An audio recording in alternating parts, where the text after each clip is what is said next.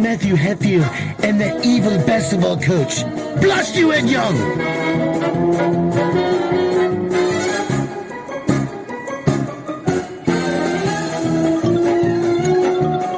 And welcome back. 5-7 Saturday Sports Talk here on Global Sports TV. Like, share, and subscribe. 4 days away from Christmas, and what better gift than having Andrew Jones from Tar Heel Illustrated on the program from New York, Carolina taking on UCLA today. It's at MSG, right, AJ? Good to see you. Got MSG. I came up here yesterday. There's snow on the ground, so I'm definitely not in North Carolina. And by the way, I'm not a Christmas gift. I would be the equivalent of coal in the stocking. Oh, wow. The Christmas gift for my wife is that I'm out of town. I got to go to Boston next weekend for football. And then a few days after that, I got to go to Louisville and then Notre Dame for basketball. So her Christmas gift is very little AJ for a few weeks. Well, if I had told you AJ a month ago, we'll get to the basketball, the football side of things. If I told you a month ago, hey, maybe actually 2 months ago, Bill Belichick's going to be coaching at North Carolina and Michael Vick's going to be coaching at Norfolk State, what would you have said to me? The Vick stuff wouldn't have surprised me so much because a lot of schools are going that direction. And I think if you're Norfolk State, it's a really interesting way to go. And we've already seen a possible blueprint with Prime out in Colorado and starting at Jackson State. But the Belichick stuff, when I first heard about it, I called a couple sources, really good sources. These are people who knew what was going on a daily basis, and they laughed. The reason they laughed is because they didn't think the dots didn't connect, it didn't compute. But as I learned more about the process and how Belichick was interested a long time ago in the North Carolina job and only the North Carolina job, and then how he was able to win everybody over to wow them with an initial Zoom and then an in-person meeting in New York City, that it started to make a whole lot of sense. And people who were very pro-Mac, people on the board of trustees who were very upset at how the Mac firing went down, became big-time supporters of Bill Belichick. And he won everybody over. And to be honest with you, everything I've learned about the process, everything that I've learned about pretty much almost the details of what Belichick told them, it was a no-brainer hire for North Carolina. I do believe that UNC was at a point in time where the status quo hasn't worked. So why not do something dramatically different? And this fell on their lap, and they would have been foolish to go in any other direction. They were very interested in Matt Campbell from Iowa State and John Sumrall from Tulane, and also Jeff Monken from Army. I think Monken would have been a solid hire. I think Campbell would have been a really good hire, but I don't think North Carolina football fans would be on message boards right now talking about football. It is blowing away the basketball content as far as numbers go right now. And look at their head coach. He's on national TV all over the place. It was the biggest story in sports for several days. And now the expectations are that North Carolina will go beyond what Colorado's done under Prime, because it's a better job. It's a better situation. Sleeping Giant stuff is kind of real. I said that they need to hire someone that would smash the snooze button because it gets pressed all the time. And maybe they have someone now that can do it. It could be a colossal disaster, but it could also be something that completely changes the foundation of North Carolina football moving forward. And it was the right move to make. Like I told Ed, I'll let Ed jump in here. I feel like with Michael Vick, the reward outweighs the risk. There's no real risk for Norfolk State. It's not relevant in football right now. Michael Vick, who's not coached before, you go back to life. Ed, I think, Ed, you can jump in here with AJ. I think that the reward far outweighs the risk for UNC at this point in the stage of their football program. Yeah, I think, AJ, great to have you on again, talking Carolina stuff. And by the way, let me just say this. You are a good Christmas present, because I know your wife is going to be ecstatic that you're out of the house a lot. Yeah. That's her Christmas present. So you did a hell of a job without even trying. Well, I got to come home, so that's the call. And she'll have a list for you, so be ready. Just be ready with the list when you come home. You already know that. I just spent a day shopping with her last week. That was the list. But AJ, when I heard Belichick, the first thing I did was laugh. I think I was like many others, and I'm not sure how true this next statement is. I think his agent tested the waters of teams that are going to definitely be hiring coaches, and maybe some people that probably will be firing some coaches. And where did Belichick sit on their list? I kind of believe that. And he figured, well, if I got to go jump through hoops to get somebody's job, this Carolina intrigues me. And I'm wondering again, sometimes we never know the whole story. Did somebody from Carolina contact him, or did he push the message over? He pursued the job. In fact, he was at a wedding in July with someone on the board of trustees, and he told them, hey, if Mac's done, because there were some people in the industry that thought Mac was going to leave after this year anyway. He said, if Mac's done, I want that job. That's the job I want. Now, what happened in the last year, he had a chance to watch his son, who's the defensive coordinator at Washington.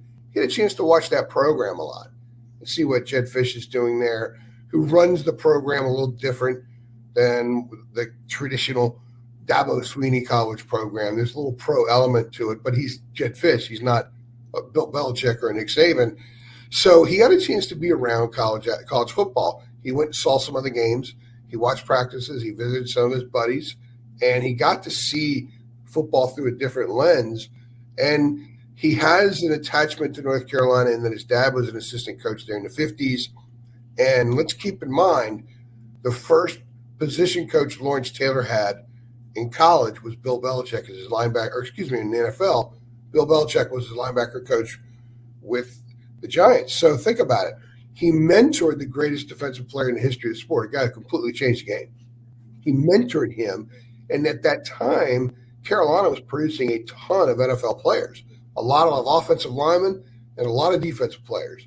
So he was at his press conference, he's rattling off all these names of guys back then because Carolina was pretty good in football at that time.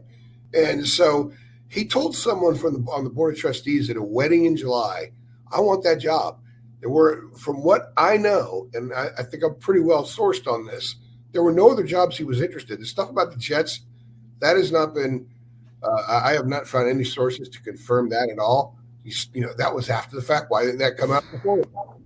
I don't know if there's any truth to that or not, but it doesn't matter because in November, one of his people reached out to North Carolina because it was clear that Mac was not going to be back because the program had really kind of reached its peak a couple of years ago and it was struggling. And 70-50 against JMU kind of really got that going quickly. One of his people reached out to UNC and planted the seed. So when Bubba Cunningham fired Mac Brown, he had a list of 30 names. Bill Belichick was on that list because he had already reached out. Now, people didn't think it was very serious because they had a very difficult time, like all of us, connecting Bill Belichick to college football. But he sold them on the idea that it's a lot like the pros now. I really wanted to do this for a long time, but he just couldn't walk away from his situation in New England, obviously. And he sold them on the idea of kind of reinventing the college football wheel by building a front office for college football. They're adding almost 30 positions to the football building to work under Michael Lombardi, who will be his general manager. These are all people that are going to evaluate talent from the high school level, potential portal kids at the college level, and then their own talent. And it's going to be an operation that nobody's seen in college before. So the Carolina people who are already prepared to dramatically change a lot of things, including investing money. The money was going to be there even if Belichick wasn't hired. They were going to make some big-time changes. He got them. Here's the way I've described it. Carolina was going to go into the deep end anyway, but they could still see the buoy. Bill Belichick got them to go so far out they can't see the buoy anymore. Mm-hmm. And they are fully committed. They are making the kind of financial commitments with staffing, with player compensation, if you will, that they're going to be right there competitive with Ohio State, Alabama, Texas A&M, those schools with the amount of money that they're spending. And they think they have a guy that knows how to do it. This is 100% true here as well. This was the thing that blew me away and made me realize that, okay, he's very serious about this job. When Carolina lost to JMU 70-50, which was the landmark moment of the Mac Brown Part 2 era, obviously. And it wasn't just the loss, it was what happened after the loss. He knew that. He went back and grabbed film from the first 3 games in that one, started watching them. He watched their film every week. He started grading them. And in some cases with certain players, he assigned value to those players. So when he came in, he didn't have to look around and figure out who's who. He already knew. He already had a plan, and he hit the ground running. He knew the actual financial evaluation of a lot of the kids that were in that room the first meeting. So he blew them away. And if they would have been foolish to not hire him, to be honest with you, just because why the heck not? Things are changing now in college athletics so much that to me it was a no-brainer move. And why not see if it can work? And if anything else, if it doesn't, the next he's going to change the culture into a football first, football only, football means everything culture. The next guy's going to inherit all of that. He's not going to have to build it from scratch because Mac Brown had a very family culture, a hug you culture. If you're not feeling well, we will help you feel. We'll bring you the chicken soup. And there's a lot of wonderful things about that. But today, with the money at stake and with being able to keep players and have players there for the right reason, you have to go all in. It has to be football means everything. And they believe Belichick can do that even if he's only there for a few years. Great insight there and behind the curtain from Andrew Jones, Tar Heel Illustrated. Go check out their website. Sign up today. It's on the UNC. It's on the Rivals Network, part of the UNC's coverage with football, basketball, and recruiting that they bring you at northcarolina.rivals.com at 757 Saturday Sports Talk here on Cova Sports TV. And Ed, I think the X factor that AJ just hit on was a guy we were listening to in the car going to our Bethel Iverson showcase yesterday, and that being Michael Lombardi. You brought up there, AJ, the GM, who was on with Mad Dog Russo for his weekly NFL picks and segment. Ed, I think he's the X factor in this, don't you? There's absolutely. Yeah. Belichick is going to lean so heavily on him, and he's going to have a grit. Now, right now, they're working with the leftover staff. The only person from the previous staff other than Mac Brown that's not there right now is Chip Lindsey, who took the offensive coordinator job at Michigan. Now, most of the coaches are not going to be retained. They will retain Freddie Kitchens, who's the tight ends coach, was the head coach of Cleveland Browns a few years ago, and he's their interim coach for the bowl game. And there might be a couple others. There might be some people in their quote-unquote scouting department. We have to start getting used to terms like that in college football because that's what Lombardi's going to have. It's going to be a scouting department, and there are going to be financial people in that department who, when they start to consider a kid, they already know the financial value.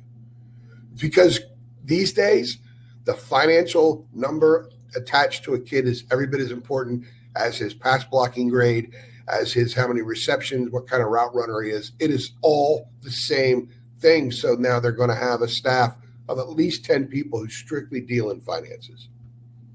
AJ, you really, really hit the ball out of the park on it, because when this started evolving, that when Belichick made the comment that when you look at the model now, you can put it to pro football. And i.e., here comes general manager hire. Everybody's like, a general manager? They already got an AD. Well, no. It's two completely different things. Lombardi is in charge of just with football only. AD has to look at a lot of different things. A lot of big-time schools have an AD, associate AD with football, but still the main AD is over everything. That's not going to happen. Mike Lombardi's not going to worry about lacrosse at North Carolina or even basketball. He's on the football end of it. So Belichick made an absolutely great presentation. The draft in the NFL is recruiting high school kids. Yeah. The portal's free agency. He just laid it out. And then it was like, wow.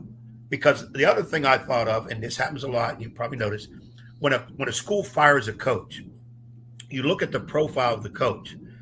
Sometimes if it's they got rid of a younger guy, okay, we need to go an older guy. If it was a white coach, we need to go minority. If it's older coach, Mac Brown, we're going to go younger. And that's kind of the path I thought they may take, because I heard some people say they're hiring Bill Belichick. He's older than Mac Brown. What are they doing? You're missing the whole boat on how they're going to set up. Now, here is I start getting questions. Being a coach myself, I start getting questions. The NCAA is still involved, even though it seems like every day some court somewhere is taking their power from them, and eventually NCAA is going to fold. Now, you can't, right now, if I'm not mistaken, there's only certain times you're allowed out on the road to go scout talent, high school talent, JUCO talent, and only X amount of coaches are allowed to go. So now with that scouting department, is it going to be just in-house scouting, or they're going to actually go on the road? I think there's some questions there that I'm sure Carolina will take care of. Belichick will have all that covered because those rules are still enforced. And I don't see the courts necessarily saying, wait a minute, you can have everybody go out and recruit. You can't just limit it to X amount of people. So I do think there's a little bit of that needs to be put down on that jigsaw puzzle, but I believe it's going to be taken care of. Yeah, the general manager term is actually a recent term. A lot of schools have adopted it. It's the director of player personnel. Some are still calling most are still calling director of player personnel. UNC actually in basketball started calling it general manager last year. I know that Duke in basketball calls it general manager, but this is going to be a little bit different. The director of player personnel, Carolina, the last couple of years has been someone named Pat Suttis, who actually worked for Nick Saban in the NFL and at Alabama. He's very, very good at what he does. I don't know if he's going to be retained. He should be because he's fantastic at what he does. And part of the value in someone like him at a school like UNC or like at a school like Virginia, UVA, is you have to understand the university that just because they're going to go all in financially and just because they've got a legendary NFL coach, they're still going to have some parameters that must be followed with respect to admissions and everything else and keeping kids eligible. So having someone who knows that as opposed to Lombardi who doesn't know those things, he's never had to operate in that world, would be very beneficial. But as far as the recruiting and your question there, I don't know what that answer is. I don't think they know.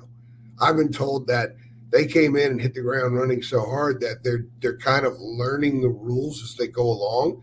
And in fact, last weekend, they played LaSalle in basketball, and Bryce Baker, who's one of the top quarterbacks in the country, committed to Carolina a year and a half ago. But when Mack was fired, he went ahead and visited Penn State, and he was considering LSU because he had to look out for himself, obviously.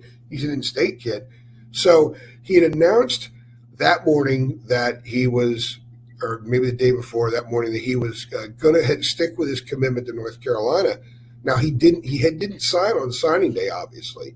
So he comes out, and Belichick addresses the crowd at halftime, and then and he calls out Bryce Baker, and Bryce Baker addresses the crowd. And I did a podcast last week saying this was an amazing football power play by North Carolina because you've never seen that before there.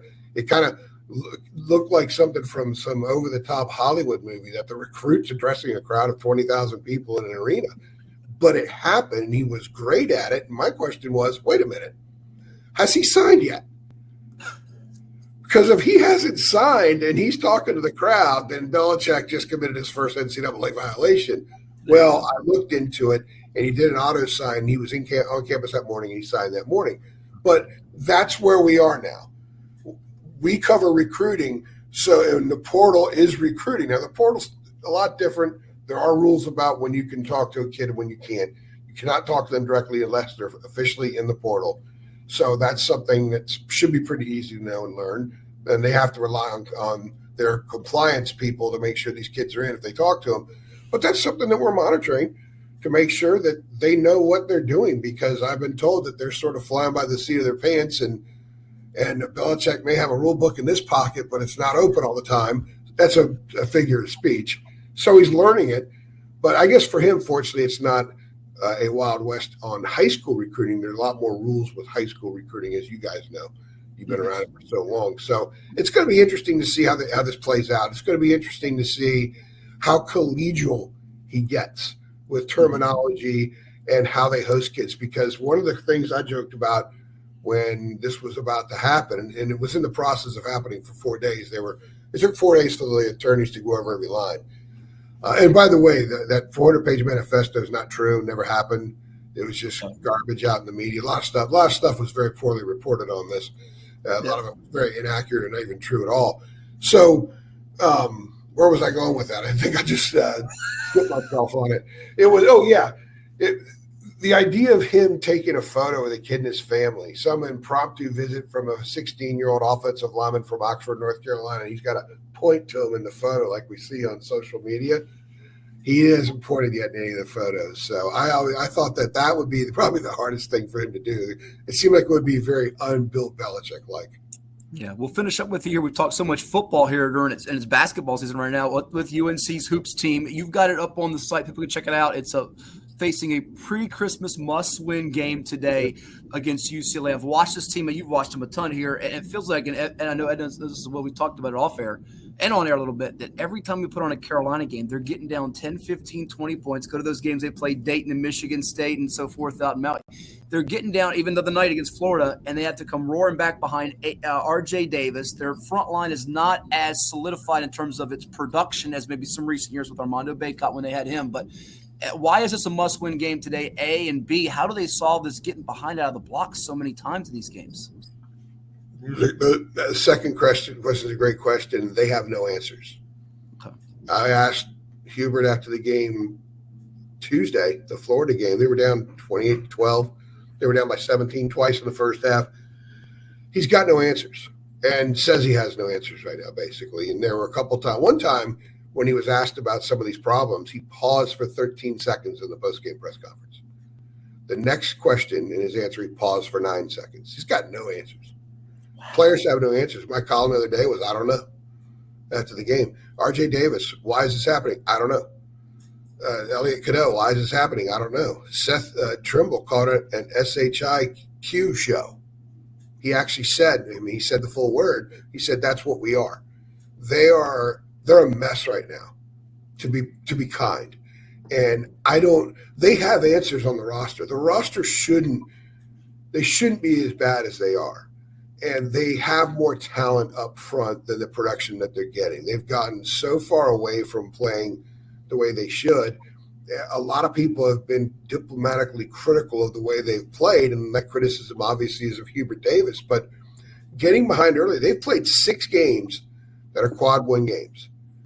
Kansas, Dayton, Auburn, Michigan State, Alabama, and Florida. And they've been down by at least 13 points in the first half to all 6 teams. Combined, those 6 teams are shooting over 50% in the first half when Carolina's shooting around 29. Carolina's giving up points off turnovers. They're giving up points in transition. The other night, Carolina was 0 for its first 11 from 3. And at the same time, they were 2 for 8 on layups. They're a really bad basketball team right now with a lot of really good players, and you can see the confidence drain from these guys moments into games. Like Elliot Cadeau, the first few games of the season looked like a lottery pick. He looked really good at Kansas. They got down 20 at Kansas, but they also took the lead in the second half. And we thought, okay, this is all going to come into form, and they're going to be more this team moving forward. But what's happened is Jalen Washington, who's 6'10" with a 7'4" wingspan, has zero confidence. Van Allen Lubin, 6'8", with also the 7'4" wingspan. He's pretty good. He's been starting at the 5 lately, but he's not utilized that much. The LaSalle game was the first game all year. They got multiple baskets in a half-court set by throwing entry passes into the post. I mean, they are guard heavy, and the guards get to the point where I think there's frustration where they ignore everything else that's going on. Their assist numbers plummeted. During the first 5 games of those 6, they had 57 assists and 67 turnovers. So when they're playing good teams, their numbers are really bad. I mean, there is not – I did a podcast with Jacob Turner, our weekly basketball show, and the theme of it was there's not one metric that's pointing in the right direction with this team other than the fact they're really good in transition. They're very efficient. They feel well in transition, and they're able to get decent number of transition points. I think they had 24 fast break points against Florida, or 18 or 20 fast break. In a couple of games, they've been in the 24, 28 range of fast break points. But their half-court offense is atrocious. They don't screen. They don't use screens well. They've had 7 players get called for offensive fouls on screens this year. And most of them have had it multiple times. One of them, who's 24 years old and a college graduate, has had it 3 times. So there's just a lot of things they're not doing well. It doesn't look like North Carolina in any capacity other than uniforms. There's a lot of talent. They should, if they play the way that they should play, if the design and the mission is what it should be, this is a team that should be in the NCAA tournament. But right now, because they're 1-5 in those games, and the one win is Dayton. I think Dayton's pretty good, and they'll probably run away with the A-10, so that'll stay a quad one game. But after today, they only have a handful of quad one opportunities left because the ACC is atrocious. And they have they have 2 games to Duke, 2 with Pitt. They go to Clemson, Florida State on the road right now would be a quad one game. And maybe SMU, if it gets hot, could be a quad one game in Chapel Hill. They have to be in the top 30. There are no other quad one. Right now, Carolina has no quad two games on its resume. They're 1-5 in quad one games, 0-0 in quad two, and the rest of their wins are 3-4. And in the ACC, there's a lot of quad three games. The league is so bad. So today's a must-win game. If they can get this one, that would give them two good non-conference wins, and they could beat Duke at home, which is certainly plausible. That would probably be enough. Maybe beat Pitt at home as well. That would probably be enough to get in later. But everybody in the ACC outside of Duke is going to have to scrape to get into the tournament because nobody else is a lock. In Carolina, distant lock. Yeah, hard to fathom the start they've had. Well, you'll be covering it at MSG today. UNC taking on UCLA, and you've got a lot of Bill Belichick news and more to follow with the recruiting scene here as we move it forward. Thanks for coming on. Enjoy the time there in the Big Apple, and happy holidays. We'll get you on again in the new year. It's always good to see you guys, and Merry Christmas to both of you. I hope you all have a good couple of weeks. And get some downtime too. I know you've been busy, Matt. We have been, yep. Thank you. All right, AJ. Happy holidays.